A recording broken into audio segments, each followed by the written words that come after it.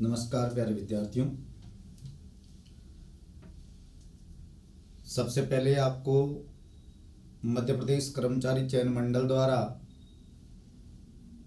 जो उच्च माध्यमिक शिक्षक के लिए जो पात्रता परीक्षा आयोजित की जा रही है 2023 की, इसके लिए बहुत बहुत शुभकामनाएं। मैं आपके साथ कानराज पूनिया हूं और ये पॉलिटिकल पॉइंट है। मैं जानकारी के लिए आपको बताना चाहता हूं कि ये विज्ञप्ति एक दिन पहले जारी हुई है और 12 जनवरी 2023 से आवेदन आपको करने हैं। मध्य प्रदेश कर्मचारी चयन मंडल की वेबसाइट पर जाकर 27 जनवरी 2023 इसकी लास्ट डेट है।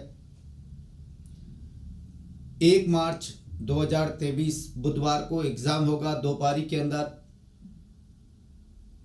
योग्यताएं आप अच्छी तरीके से जानते हैं, पीजी होना चाहिए संबंधित सब्जेक्ट में। जो 16 सब्जेक्ट है इस विज्ञप्ति के अंदर, उसमें से किसी सब्जेक्ट के अंदर आप पीजी होने चाहिए और पीजी के साथ बीएड होना बहुत ज़रूरी है।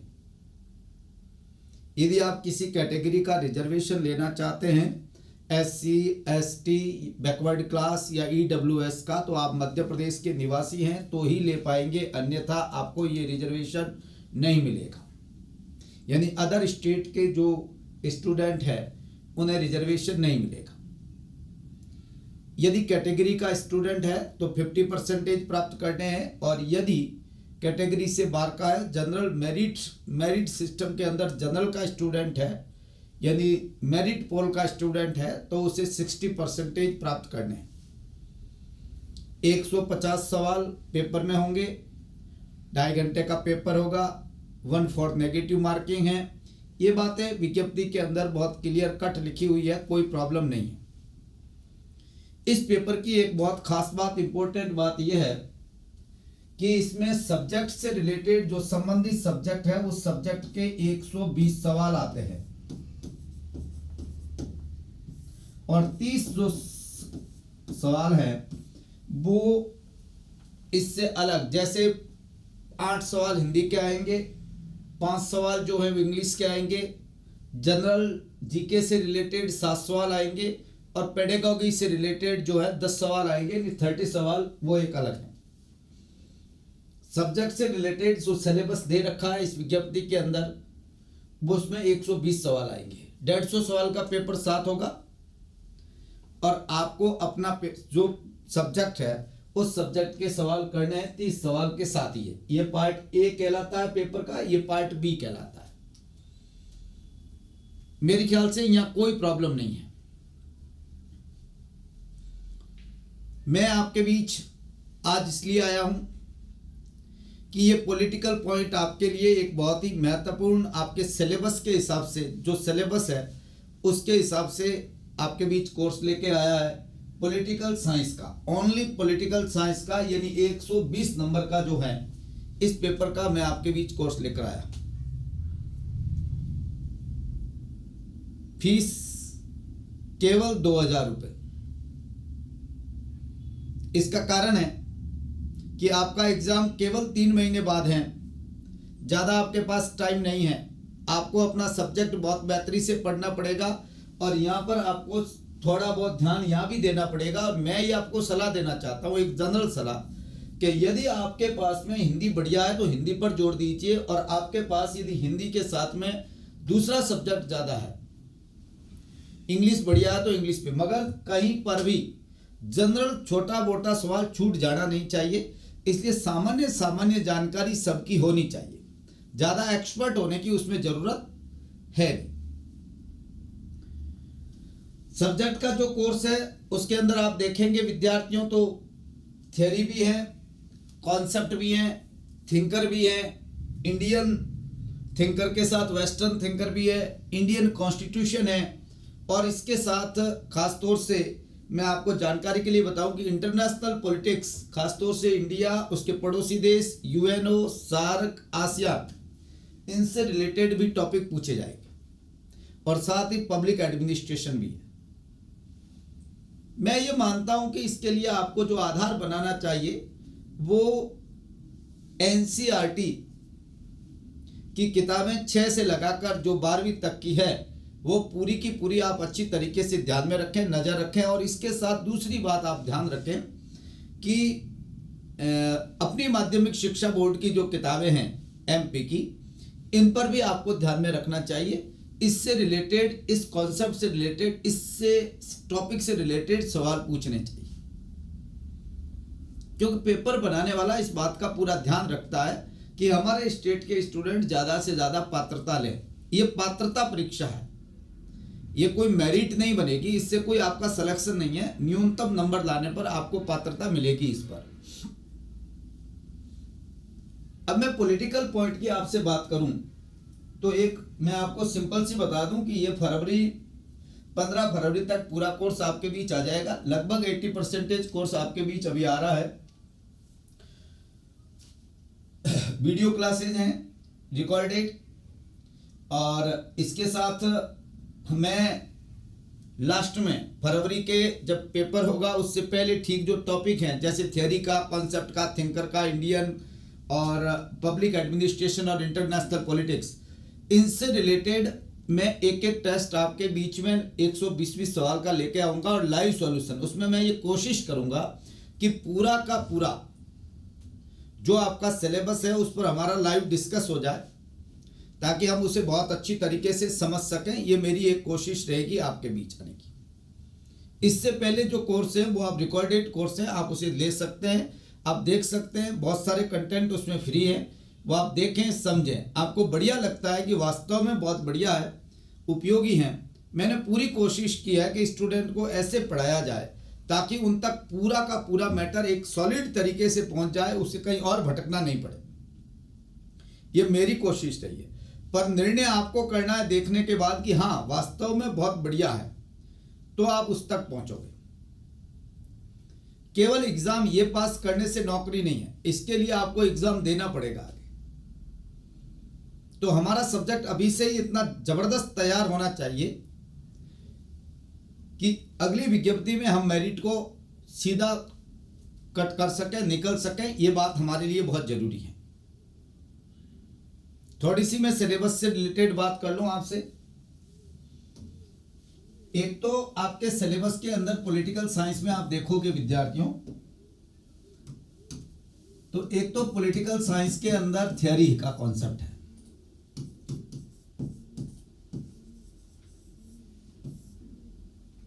जो पॉलिटिकल थ्योरी का कॉन्सेप्ट है,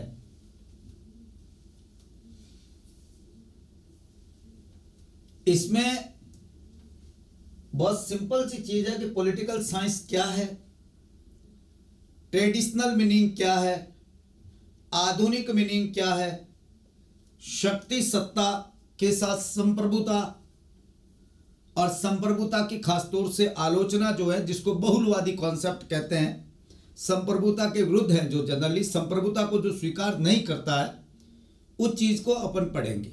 इसके साथ डेमोक्रेसी, डेमोक्रेसी में प्रिंसिपल्स, डेमोक्रेसी के प्रतिनिधित्व के सिद्धांत, वेलफेयर स्टेट की बात करेंगे, कार्यपालिका, व्यवस्थापिका, न्यायपालिका और सेपरेशन ऑफ पावर, शक्ति पृथक्करण का सिद्धांत, ये आपके बीच टॉपिक आ रहे हैं। आप देख सकते हैं इसमें से एक एक आपको कितना बढ़िया लगता है। दूसरा, इसके अंदर विद्यार्थियों है कॉन्सेप्ट। कॉन्सेप्ट का मतलब यह है कि जो समझ है, अंडरस्टैंडिंग पर है कंप्लीटली। जैसे उदारवाद, समाजवाद, मार्क्सवाद और गांधीवाद, ये चार हैं। एक तो इसके अंदर आपको उदारवाद देखना है, समाजवाद जो इसके विरुद्ध है, एंटी है, प्रतिक्रिया फलस्वरूप पनपा है समाजवाद, मार्क्सवाद जो समाजवाद का ही एक डेवलप रूप है सोच का, ये काल्पनिक है कंप्लीटली, और ये वैज्ञानिक जो समाजवाद को रूप दिया, वैज्ञानिक समाजवाद जिसको कहते हैं, उसको मार्क्सवाद, और इसके साथ विद्यार्थियों है गांधीवाद। गांधीवाद तो अभी आपके बीच आ ही रहा है। मैं आपको अभी जो वीडियोज आ रहे हैं उसके अंदर ही मैं विनोबा भावे को डाल रहा हूँ, इसके अंदर ही आपको जयप्रकाश नारायण जेपी को भी डाल रहा हूँ, इसके अंदर गांधी पूरा आ रहा है, गांधीवादी सोच क्या है पूरी आ रही है, और गांधी थिंकर भी है, एज ए थिंकर भी गांधी हमारे बीच है। तो गांधी बहुत इंपॉर्टेंट है। गांधी इंपॉर्टेंट इसलिए है कि वो भारत के राष्ट्रपिता हैं, तो हमें तो ये बात तो ध्यान में रखनी है। अब देखो, इन चीजों को ध्यान में रखते हुए हमें कुछ कॉन्सेप्ट पढ़ने हैं। ये तो है विचारधाराएं, जिस विचारधाराओं पर टिके हुए जो कॉन्सेप्ट है, जैसे जनरली लिबर्टी। अब लिबर्टी के बारे में हम पढ़ेंगे कैसे, मैं बताऊं। लिबर्टी के बारे में उदारवादी क्या सोचते हैं, समाजवादी क्या सोचते हैं, मार्क्सवादी क्या सोचते हैं, गांधीवादी क्या सोचते हैं। Equality, justice, right, duty. अब ड्यूटी में तो आप जानते हैं गांधीवादी लोग तो ड्यूटी की बात करेंगे, समाजवादी ड्यूटी की बात करेंगे, और राइट पर ज्यादा जोर है उदारवादियों का है। तो ये चीजें अपन पढ़ेंगे इसके अंदर, equality, liberty, justice, right, duties. ये आपके सिलेबस का हिस्सा है, जो मैं आपसे बात कर रहा हूं सिलेबस की बात कर रहा हूं। इसके बाद आता है विद्यार्थी थिंकर। थिंकर में दो थिंकर है, Indian thinker and western thinker. Indian thinker में एक कौटिल्य है, बहुत इंपॉर्टेंट थिंकर है कौटिल्य। कौटिल्य के बाद है राजा राम मोहन राय, राजा राम मोहन राय, स्वामी दयानंद सरस्वती, और स्वामी दयानंद सरस्वती के बाद में Gandhi, Ambedkar,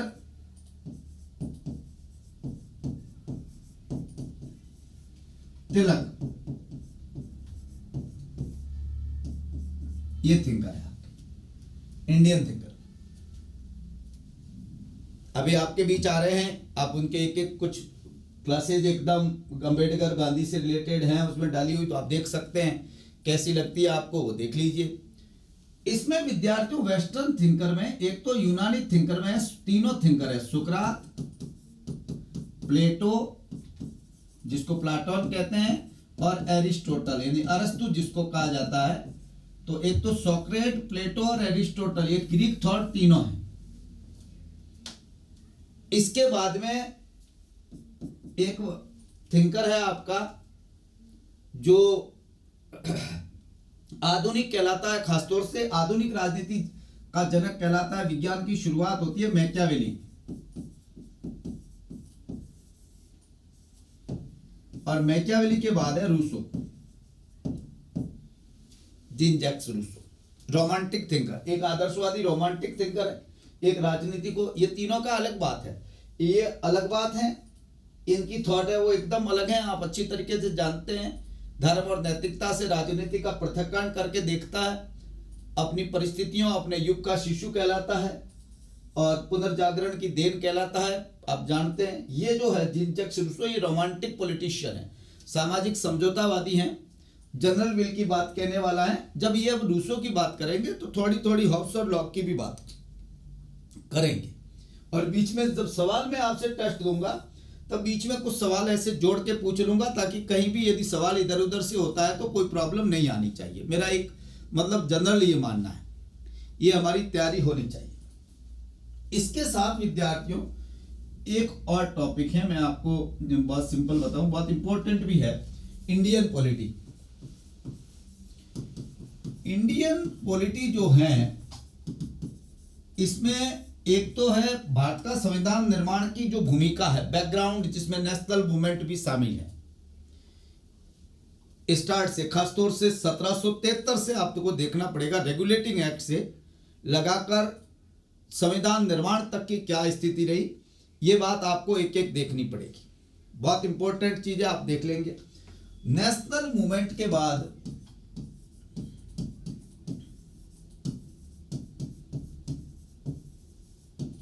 union government,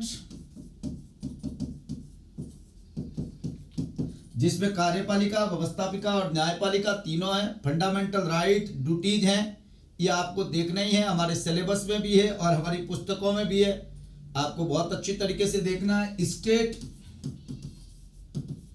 government के अंदर एग्जीक्यूटिव बॉडी, लेजिस्लेचर बॉडी जिसको विधानमंडल बोलते हैं, और हाई कोर्ट, ये हमारे सिलेबस का हिस्सा है। इसके बाद विद्यार्थियों हैं इलेक्शन कमीशन ऑफ इंडिया, मतदान से संबंधित व्यवहार, उसमें चेंजेज, नए नए परिवर्तन जो हुए उससे रिलेटेड, और इसके साथ political parties and pressure groups. ये हमारे सिलेबस का बहुत इंपॉर्टेंट हिस्सा है जो हमें पढ़ना पड़ेगा इंडियन पॉलिटी के अंदर। अब बात रही कंपैरेटिव की।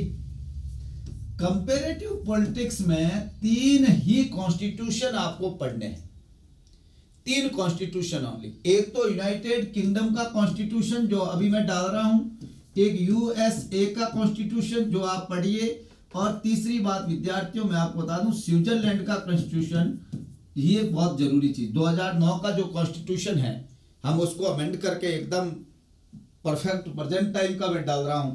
आप इनको तीनों को हमें पढ़ना है कंपैरेटिवली बहुत बढ़िया तरीके से। और इसमें संविधान में संशोधन यहाँ तो है ही नहीं, संविधान आप समझते हैं कॉमन लॉ है। संविधान नहीं है का मतलब ये नहीं संविधान नहीं है, यहाँ मतलब है रिटर्न में नहीं है, लिखित में नहीं है, संविधान तो है ही, कॉमन लॉ बेस्ड है। यहाँ अमेंडमेंट कैसे होते हैं ये भी बात आपको समझनी है, ठीक बात है। तो यहाँ कोई मेरे ख्याल से प्रॉब्लम नहीं है। तो एक तो ये है। उसके बाद आता है इंटरनेशनल पॉलिटिक्स।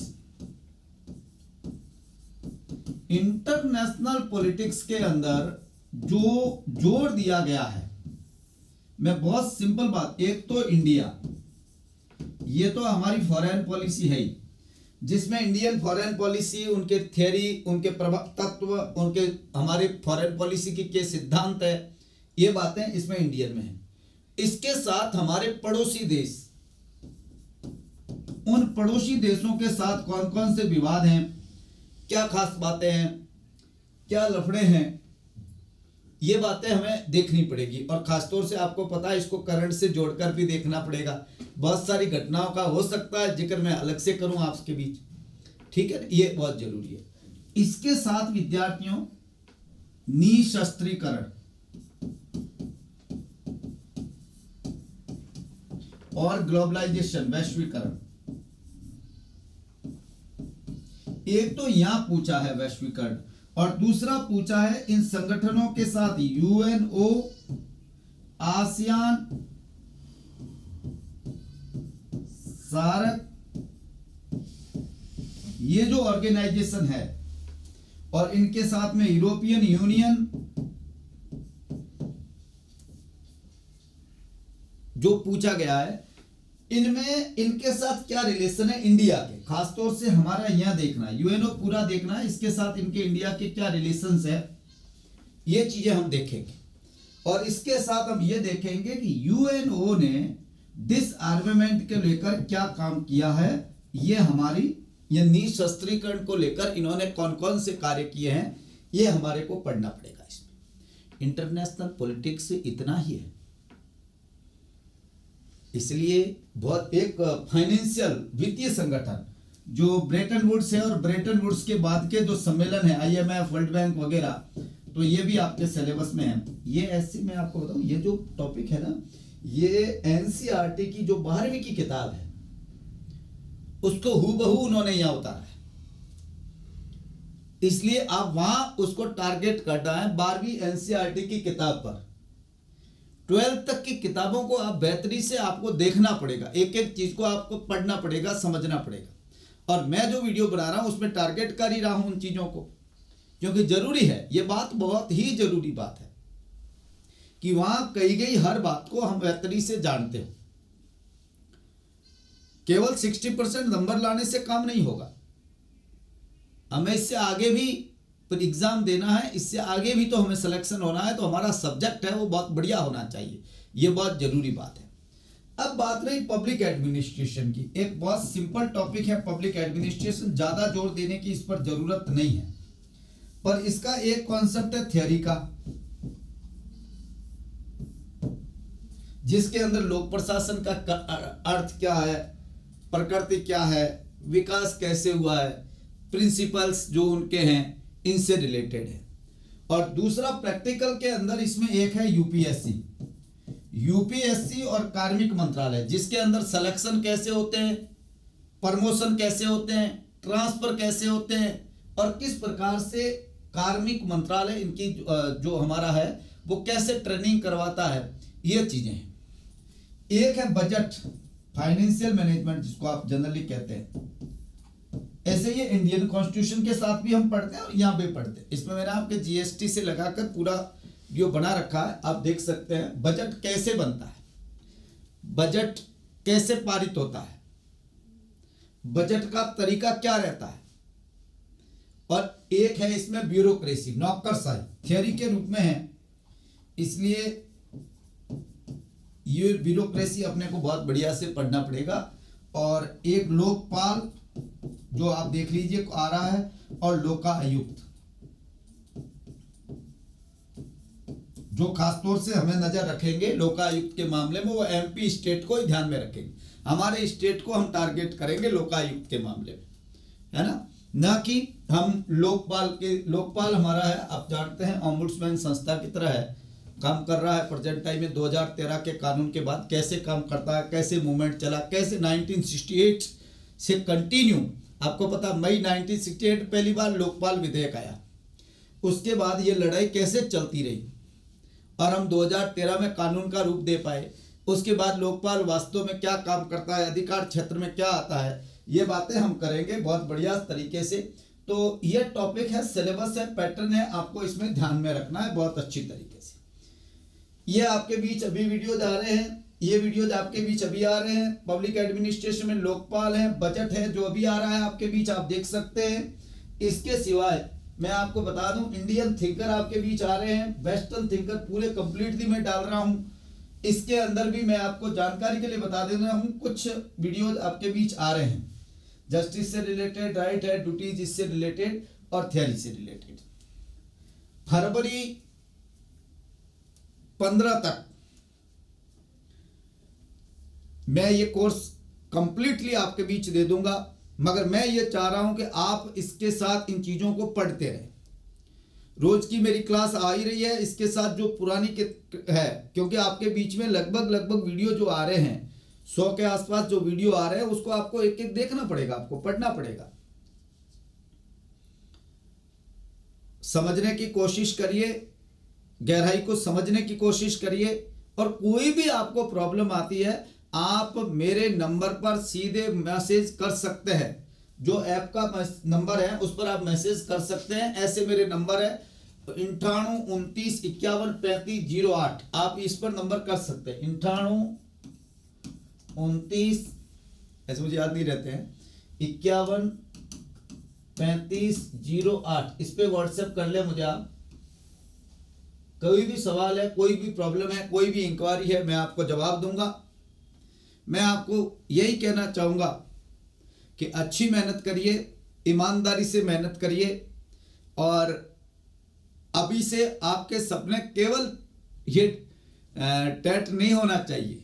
हमारा सपना होना चाहिए कि हमें प्रोफेसर बनना है, असिस्टेंट प्रोफेसर। और कोई असिस्टेंट प्रोफेसर से जुड़ना चाहता है तो असिस्टेंट प्रोफेसर का कोर्स इसी ऐप पर है, आप देख सकते हैं। नेट स्लेट से भी जुड़ना चाह रहा है तो भी जुड़ सकता है, मगर ये केवल जो मैं डाल रहा हूं ये कोर्स ओनली केवल और केवल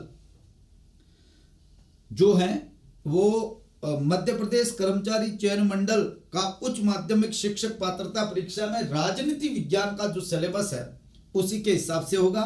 मैं आपसे लेता हूं विदाई। बहुत बहुत धन्यवाद विद्यार्थियों, जुड़े रहिए, आगे शेयर करते रहिए। अच्छा लगता है तो और स्टूडेंट को जोड़िए। ये आपका परिवार है, ये आपका ऐप है, और मैं केवल मेरी ये सोच है कि क्वालिटी एजुकेशन सब तक जाना चाहिए। यदि क्वालिटी है कि नहीं है वो डिसाइड आपको करना है, मैं कभी नहीं कर सकता, क्योंकि मैं तो मेरी क्वालिटी ही कहूँगा, इसमें तो कोई शक नहीं है। आपको तय करना। एक बार ऐप पर जाइए, देखिए, वास्तव में लगता है कि हाँ कुछ अलग है तो ही क्वालिटी है, नहीं तो कोई मतलब नहीं है। मेहनत करते रहिए, और ईश्वर ऊपर वाले पर सबको विश्वास है, उसी पर सब टिके हुए हैं, वो इस जगत का आधार है। मैं आपसे लेता हूँ विदाई। धन्यवाद विद्यार्थी, थैंक यू।